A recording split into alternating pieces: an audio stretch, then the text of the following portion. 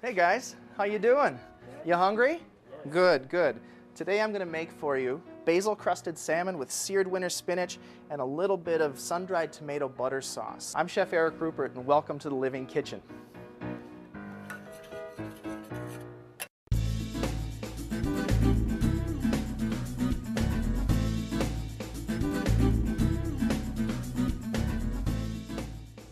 All right, well, let's get started, okay? When you're storing your fish, any seafood, you want to keep it cold, you want to keep it warm, you want to keep it cold, right? So, in this Sub-Zero 700 BR refrigerator, I've got my salmon. Looks good already, doesn't it? Okay, now we're gonna sear this first. We want to get a crust on it. I need a really hot pan, and I've got a nice big skillet here over a Wolf gas cooktop. And to that pan, I'm gonna add a little grapeseed oil. Why grapeseed oil? You ever use it? I like it because it's got a very high burning temperature and it doesn't taste like much, so it's not going to impart a lot of flavor to the fish. Now I'm going to salt my fish with a little sea salt. Came from the sea, makes a little sense. And some fresh cracked pepper. Don't use that pre-ground stuff, please. Doesn't taste like much. Now you see how I've got some smoke coming out of that pan? Tells me how powerful that burner is.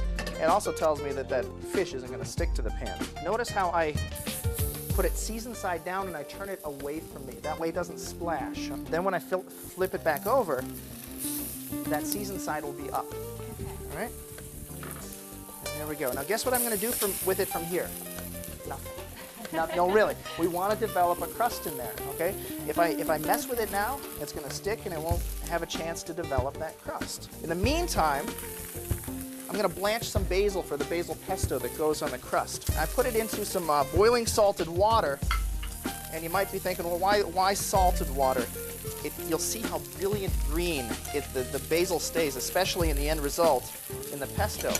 Now I've got some ice water here that I'm going to shock the basil in. Okay, that means to stop the cooking, and you can see it didn't take all that long to wilt down that basil. I don't want to cook the flavor out of it, I just want to set the color. All right, so we've got our blanched basil, and I just get it nice and cold and wring it out with my hands here and into a food processor. I think it's time to turn that salmon. Now, guess how you can tell if it's time to turn it? How? You look. It's real simple. I'll just lift it up. Oh, sure enough, look at this. This is beautiful. This is, isn't that nice? Yep. And notice how it's not sticking? Oh, you know that's going to be great. Let's get back to our pesto. I've got our blanched basil in there. I squeezed all the water out of it. I've got some Reggiano Parmesan cheese and some extra virgin olive oil. Okay. And clearly I'm measuring everything, right? Okay. And some lemon juice and some lemon zest. And that'll go real nice with the fish. I think you can probably figure that one out. And a little bit of salt and fresh pepper. I love this stuff. And garlic. You want to put in 1, 2, 12, it's your call. Okay, I'm going to put one in there and let that go. All right, back over to the fish. I'd say it's probably time to take the fish out of the pan.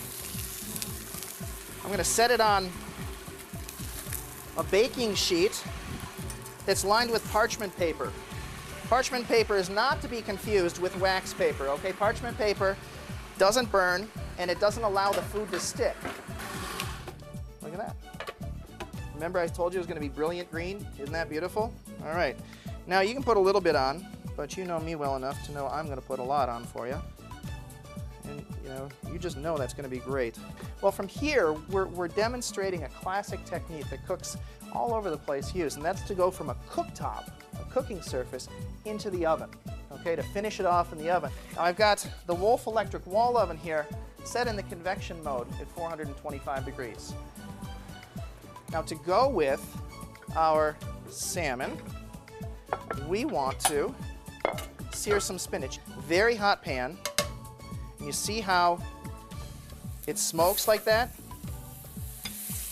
That's okay. It smells fabulous. And to that, I'm going to add some fresh grated nutmeg. It smells kind of nutty. Now, here's our spinach. And you're thinking, there's no way he's ever going to get all of that in the pan. Just keep moving it around, and it wilts down real fast. When did we start this? Couldn't have been more than a minute ago. Beautiful, beautiful. Into the strainer. And you won't see a lot of liquid come out of there. You'll see a little bit of liquid come out of there. We got some nice warm plates. You guys want to have warm plates, of course. There we have it. I'm going to put a little bit of this sun-dried tomato butter sauce. Not a lot. It also gives it a nice color on the plate. And let's check on the salmon. Oh, see, I can see it. You can see it. I don't think you'll be disappointed. Alrighty. Look at that. You can plate it however you want. See, this is I try and keep it pretty simple myself. You guys are hungry, right? Did I ask you that? I forgot to ask. For you, you're very welcome. And for you, this is one of my favorite parts, is watching everybody's face. Oh, see, that's a happy face. That's good. That's good. Oh, good. I'm glad you enjoyed it.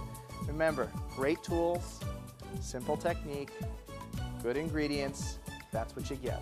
All right, you could do this. Thanks for joining me in the Living Kitchen. Thank you.